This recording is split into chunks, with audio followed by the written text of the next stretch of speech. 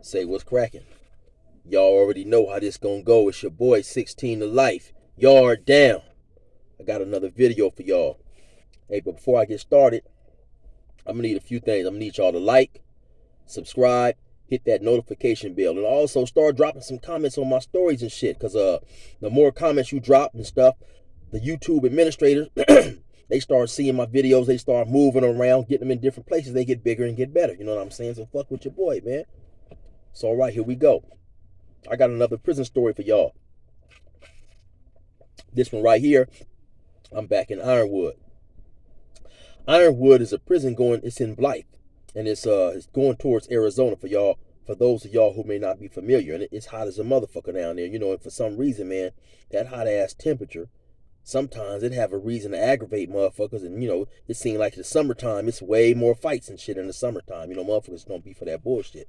So now, I'm on a yard at this time. I've been on the yard for about 2 or 3 years, you know, and in the same building. I think it was like the 3 building or the 4 building. 5 building was the whole, 4 building. Yeah, I think it was the 3 building. So the dudes that I'm in there with, a lot of us, we had all been in there together for a long time. So after a while, you know, when we in there watching sports together, playing cards, dominoes, some dudes is playing poker or whatever, you know, eventually we start bonding. Even if cats is from hoods that don't normally get along, you know, Crips, Bloods, we all hanging out, man. We in there doing time. We going to the yard, we playing basketball and shit, you know, we in there chilling, laughing, joking from time to time. And so I don't normally do this a whole lot in my videos, right? But I'm gonna do it today. I'm gonna drop a few names and let y'all know some of the cats that was down there. Okay, we had Sight. Sight was from Bounty Hunter. We had Snuff. Snuff was from two P's and a B, Pacoima Pyru Blood. We had Special K from Harlem. We had Droop from Harlem. He was down there. We had Penwan and Prentice from Grape Street. We had my boy Polo from 1180 East Coast. We had G-Man from East Coast. My homie Head from Delman Heights. We had Hendall from East Side IE. We had Ant. Ant was from Delman Heights. You know, it was a few of us down there, man. Who else have I forgot, you know? Oh, we had Fat Mac. Fat Mac, I think, was from 456. You know, we was all up in there chilling and shit. You know, we was all pretty cordial. Oh, damn, my boy Snow from Swan, he was down there. My partner Dale, you know what I'm saying? So we was down there chilling and shit. And so, okay, now me, I don't really fuck around, but you know, my homie Head from Delman Heights, he liked to gamble and shit. So, you know, they be over there gambling and stuff, and you know, they make the little poker chips. Like I said, I don't play poker, but you know, I always used to watch it from time to time. So they tear up the cards and make the poker chips. You know what I'm saying? And so they be at the table playing some big stakes poker from time to time. And so okay, so this is how they do it, right? They be playing with they'll pay with items like a lotion bottle or shampoo or you know, a lot of motherfuckers don't like to put food in a poker table because that's good shit, you know what I'm saying? But sometimes you know, you motherfucker tearing a hole in your ass, you losing, you got to pay with whatever you got in your cell, you know, roast beef, you know, some dudes sometimes lose $150, you know. And so you know, okay, so they'll be at the table, they'll be playing and shit.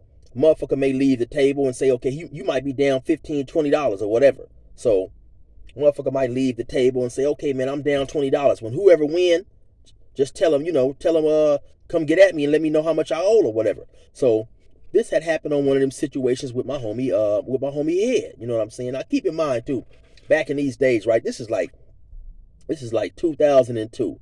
So this is like damn near 20 years ago. You know, we all young-minded. Some of us are still going by gang bang names or whatever.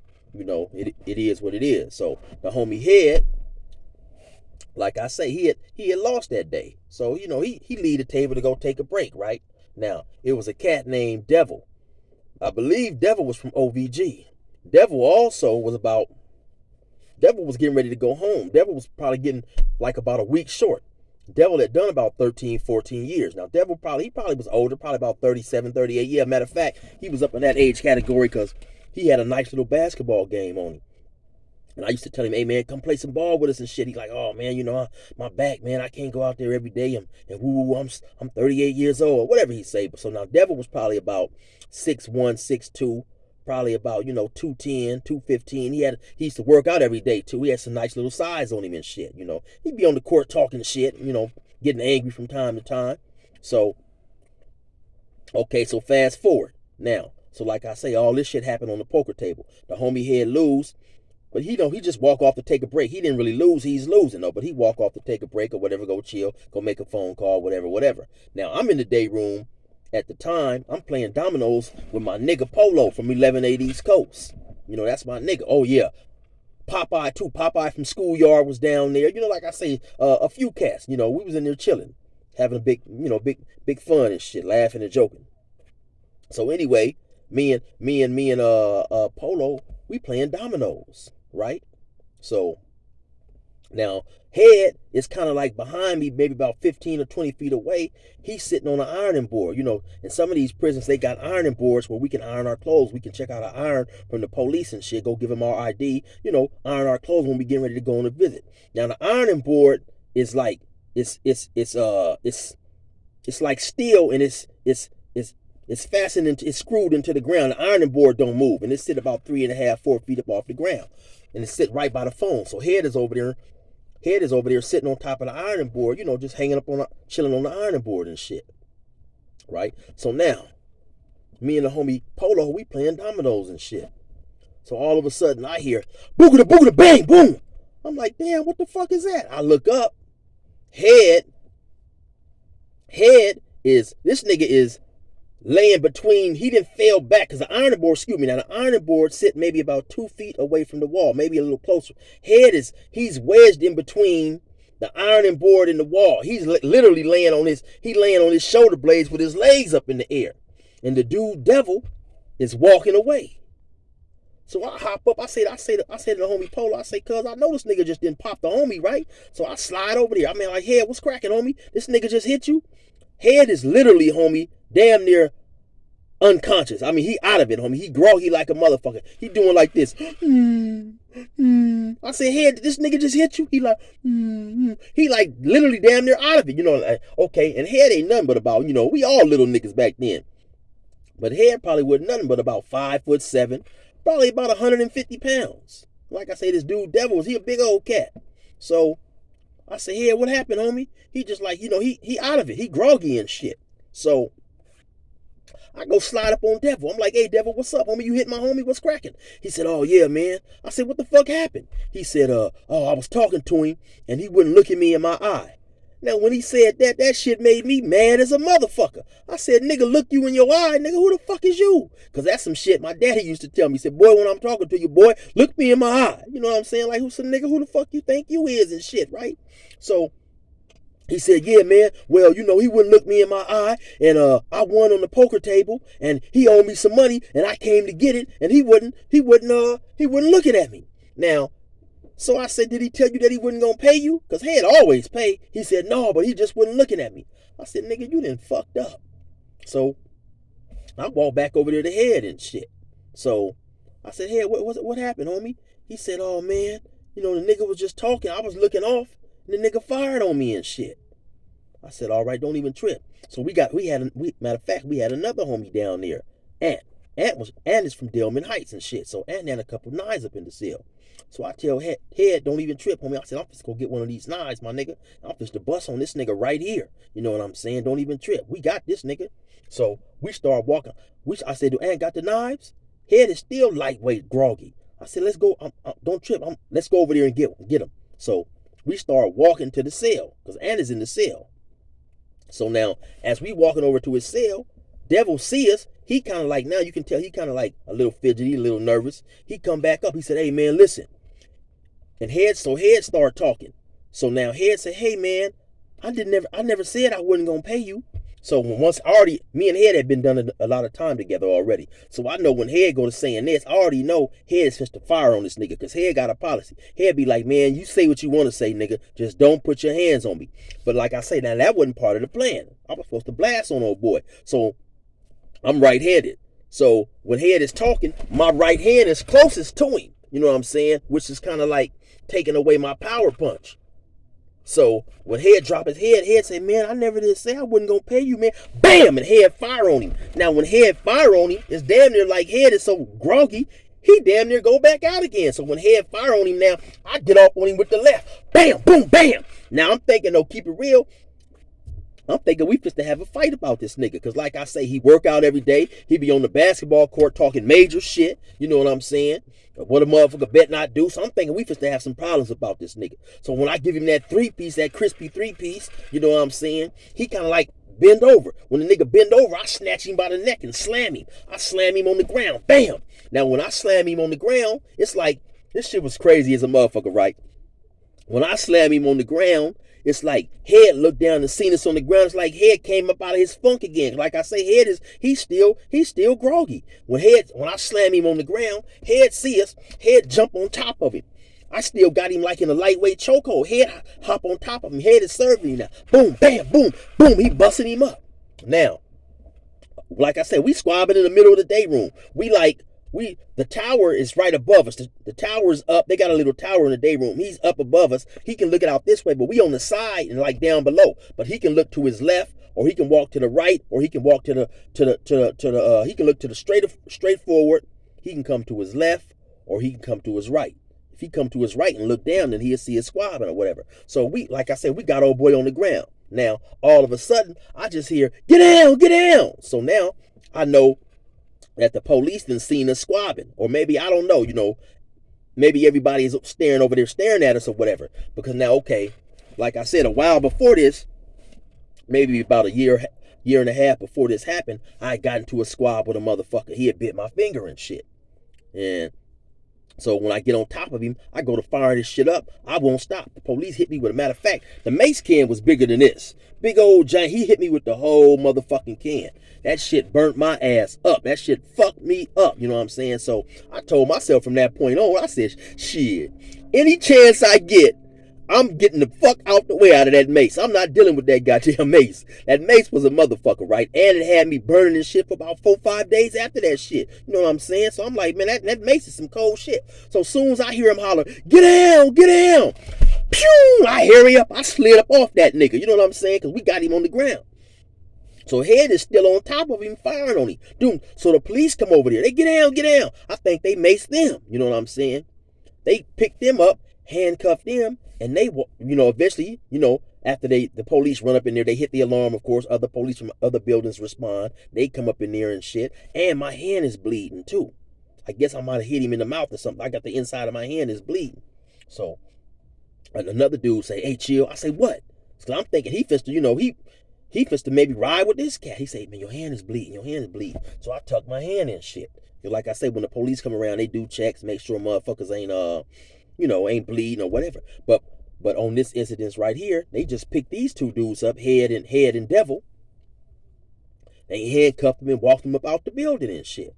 So I'm like, even to this day, I still don't know how the fuck I got away with that shit. You know what I'm saying? But see, that mace, that motherfucker scared of that mace saved my motherfucking ass. Because I'm telling y'all, that mace is not no punk, man. And it ain't no regular mace that you be buying in the store here and shit, like the ladies have on their key ring and shit. So when they go shopping and a motherfucker come try to snatch their purse, they can mace their motherfucking ass. This is some high-powered, goddamn it, stop that bullshit type mace. You know what I'm saying? This shit'll eat your motherfucking ass up. And fear of that mace saved me in this particular incident. Because like I say, as soon as I hear him holler, get down, I hurry up and slid off this motherfucker. So maybe obviously the police had to look and see everybody staring that way and knew something was going on, but he never did see me because they never cuffed me up. So they came and got Head and Devil. Long story short, they took them to the hole. They took Head and Devil to the hole, right? So now maybe about 3 or 4 days later, both of them come right back to the same yard, which is sometimes rare. You got to sign what's called a marriage chrono. And basically what the marriage chrono is saying is, even though me and this dude had a prior altercation, you know what I'm saying, we no longer hold any ill animosity against each other. And we can be housed around each other. So it's basically just a release and a liability claim for the state, that in the event you two dudes get back into it, where y'all agreed that y'all didn't have no problems, we put them back on the yard, so they end up doing what they was doing. Now, but look, this is what I'm saying about this shit right here. Now, maybe a day or two, right, before, oh, it was a big old tall nigga from East Coast in the yard too named Asmo. I mean, he was in our building too. His name just popped up in my mind. Okay, because Devil was telling Asmo he didn't want to go home. Devil had done about 13, 14 years, right? Now, at this point in time, I had life. You know what I'm saying? So I'm thinking in my mind, who in the fuck don't want to go home? I'm thinking it's some cap, it's some bullshit, right? But he was telling him, hey, yeah, man, you know, I don't want to go home, man. I'm stressing and woo woo woo. Like I say, man, I'm trying to get home like a motherfucker. So what ended up happening though, when Head and Devil, you know, they got rolled up. If y'all been, you know, looking at my other videos and shit, you will see like when you get into a fight or you do something the police don't like, they gonna write you a 115. It's a disciplinary action paper. So when they go in there for the hearing, Devil tell the lieutenant, he said, listen, man, that was all my fault, man. He said, I'm stressing. I done all this time. I'm going home. I don't got nowhere to go. You know what I'm saying? And so now I realize, as looking back on it, now I kind of realize, you know what I'm saying? Because especially now they got what's called transitional housing. So when you parole, you ain't got a place to go, you can go to one of these houses. These houses gonna feed you, they gonna clothe you, they gonna take you to get your social security, your ID, any type of legal paperwork or whatever that you might need to you know, get a better start in life once you get out of prison. You know, back then they didn't have all this shit. So, you know, when you sitting up in prison, man, and you doing all this time, you know what I'm saying? You got, for some cats who don't, you know, so it's a blessing to have family.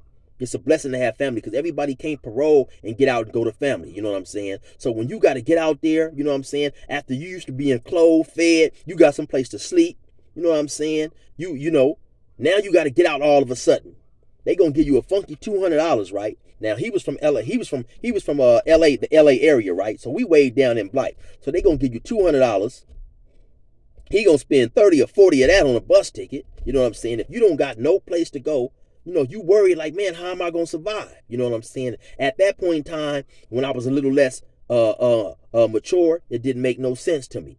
But now it do make sense to me. You know what I'm saying? If a motherfucker ain't got no place to go, sometimes it's hard out here. You ain't got no job, so you didn't know what the fuck he was gonna do. So that stress and anxiety of going back to the streets made him overreact. Now the cold part about it, even with him telling the lieutenant that, they found him not guilty and found the homie Head guilty.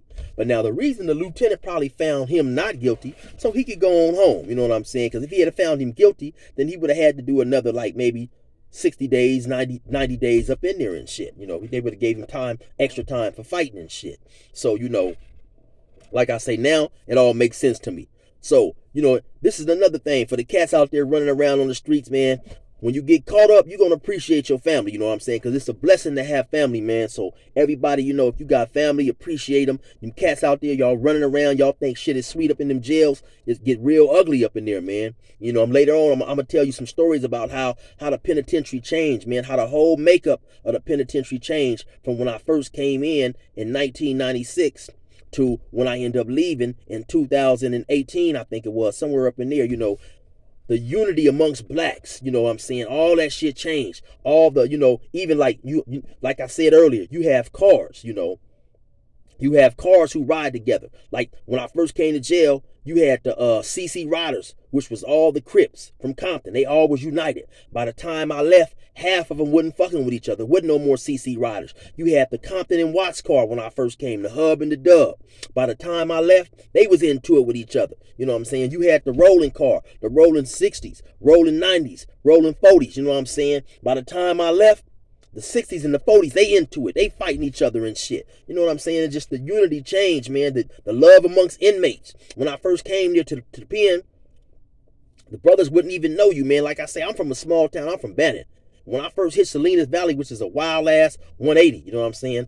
A lot of dudes just embraced me on the fact alone of me being where I'm from and just being black. Dudes who didn't even know me, like the homie Big H from Compton, rest in peace, from the Grandees. He just moved me into the cell with him. He didn't even know me, you know what I'm saying, from nobody. And so it was real love.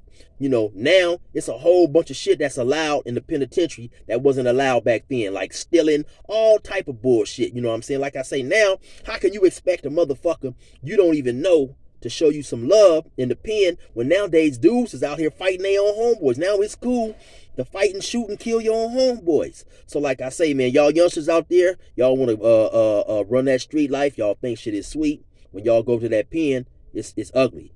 But anyway, it's your boy 16 to life, man. Like, subscribe, fuck with my page, man. I'm gonna be back with some more good shit for y'all.